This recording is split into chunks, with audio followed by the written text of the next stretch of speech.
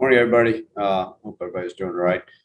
After going back and watching the film from our game on Saturday night, pleased with the effort. I thought the effort was there. Things we need to clean up as far as assignments still, technique, those things that come with the first game. But overall, pleased with the effort. I thought the guys came out and played hard.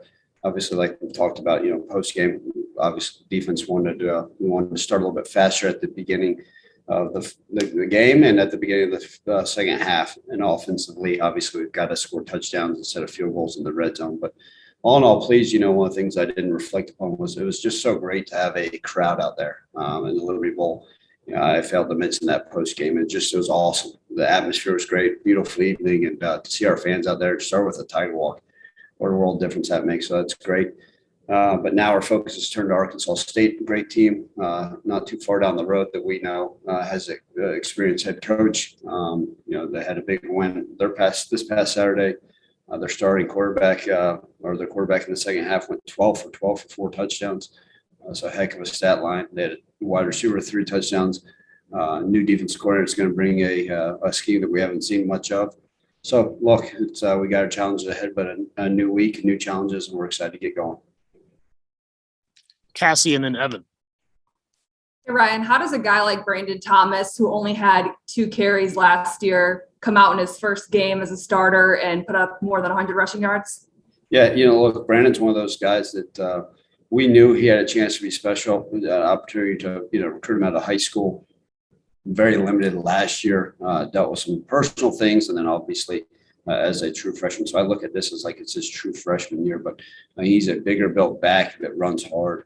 And just pleased with him, right? We saw flashes of what he was capable of doing in the spring and even during camp. And, so that's kind of, we felt like what he was capable of, but what I think one of the things that we missed out on was, I thought the offensive line played pretty well and the tight ends blocked well, but I was really pleased with the wide receiver blocking. I think it was an area we had to improve upon the offseason. So I think that allowed for some of those extra yards for Brandon Thomas. Obviously, he made some people miss by running him over and also his agility. So, but pleased with him, and we're expecting a big year out of him.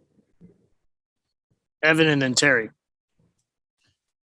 Morning, Ryan. Couple things. We saw Cameron Jackson leave the field, I think, after that first series, and we saw Kylan Watkins in a boot. Is there any update on their injury status at this point? No, Cameron Jackson's day to day, and then Kylan still, like a lot of these things, right? Today is the player day off, and with a lot of doctors' offices actually being closed, we have medical staff that we can still be seen, but we'll have no more answers probably middle of this week on our guys. Just like anything, guys get a little jacked up in the first game, and then Kylan, it truly is a day to day. We'll figure it out. With Kylan, was it just kind of a situation again, like you said, where before the week it just kind of was a day to day situation with him, or?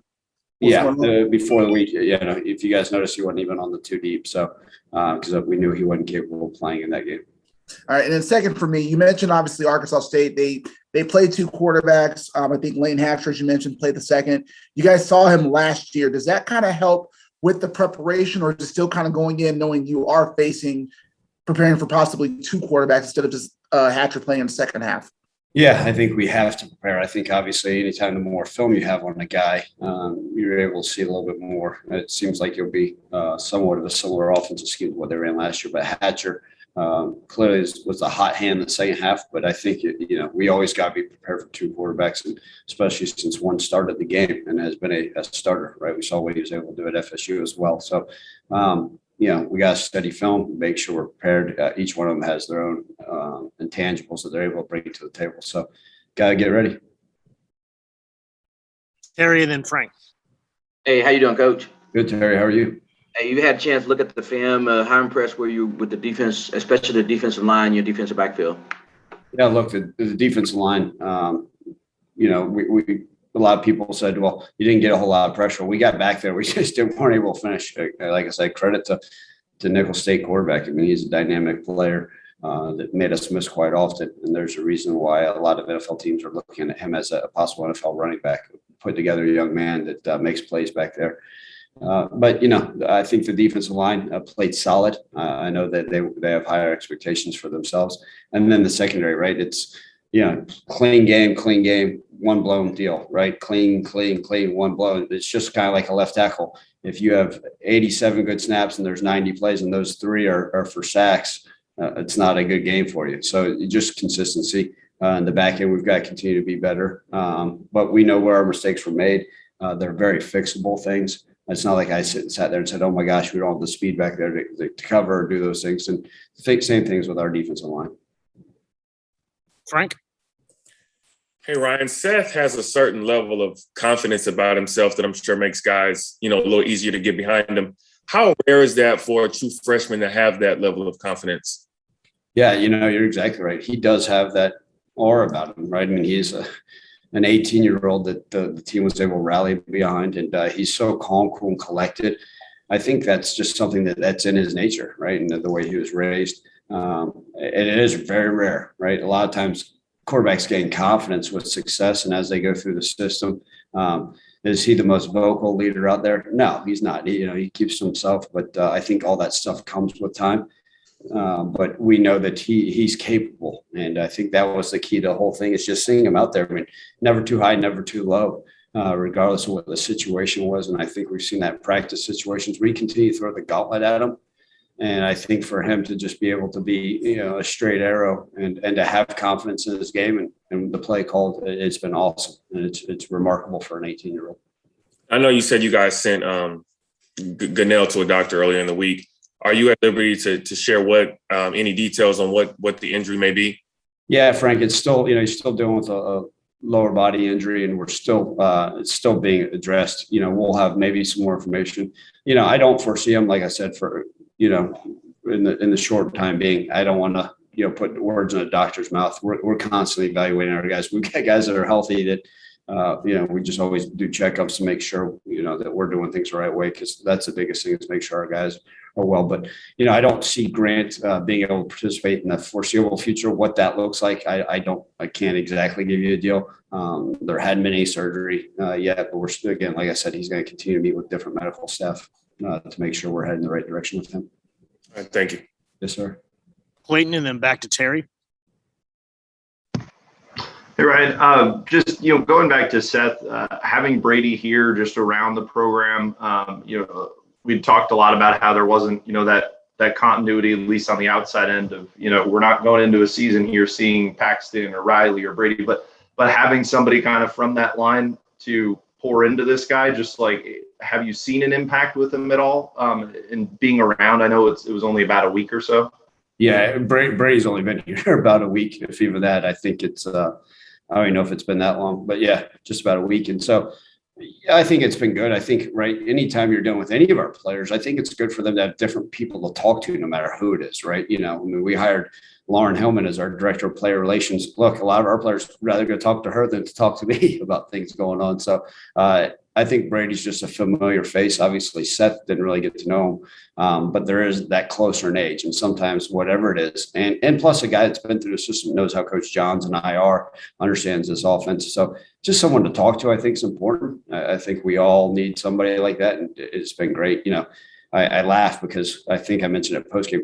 Him and Brady are completely different, right? You got an 18-year-old, brand new to this playbook that's never been in this offense, that's out there wheeling and dealing. And then you had I think Brady's now probably 26 years old, right? Been around this system for a long time. I mean, almost an 8-year difference, but just a half a season and stoppage, and we're back onto a new quarterback. So, but yeah, no, just having Brady around, it's great, right? I mean, if anybody knows, my relationship with that young man is tremendous, and I just enjoy seeing him around. Plus, sometimes I need somebody to go get me coffee, things of that nature.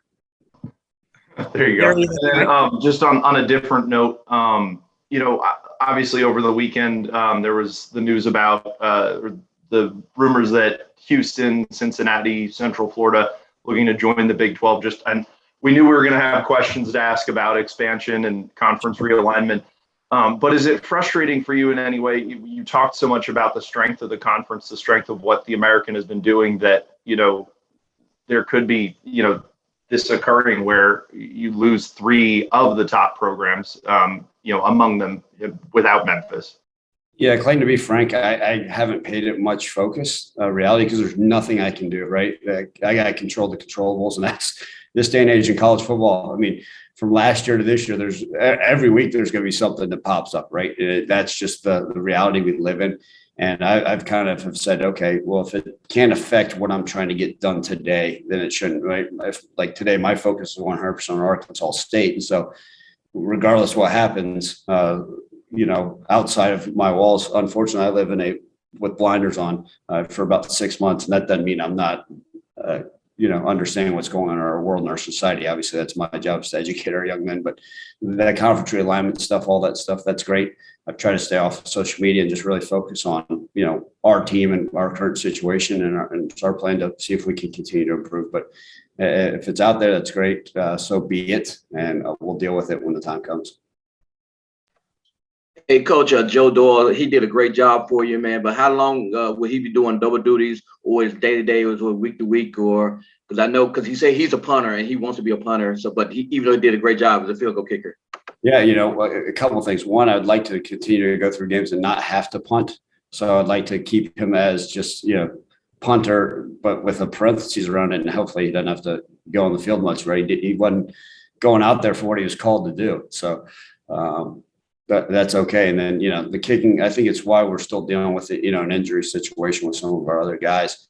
But I joked around with the staff. None of the players know this. You ever heard of Wally Pipp? And I said, some of you guys on here are way too young to even are going to start Googling it. But I said, Joe went out there and did his due diligence, and I was proud of him. Evan? Ryan, just kind of looking at, with Arkansas State, I guess because, last year that game was such a different game with the protocols and obviously not having a few guys out there. Is it different now just because obviously you can kind of prepare for them without really having to worry about maybe positions and rotations and things like that because of obviously you guys being more vaccinated?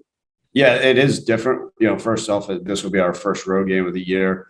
They've got a new staff. So all those things factored in. And you're exactly right, Evan, with you knock on wood, the protocols are a little bit different this year.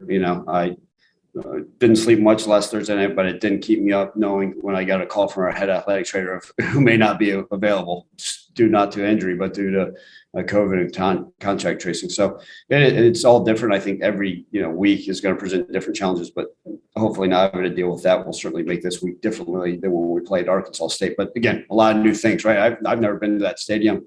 We are traveling out that way, and a lot of different things to prepare for, like we said, new staff and new players.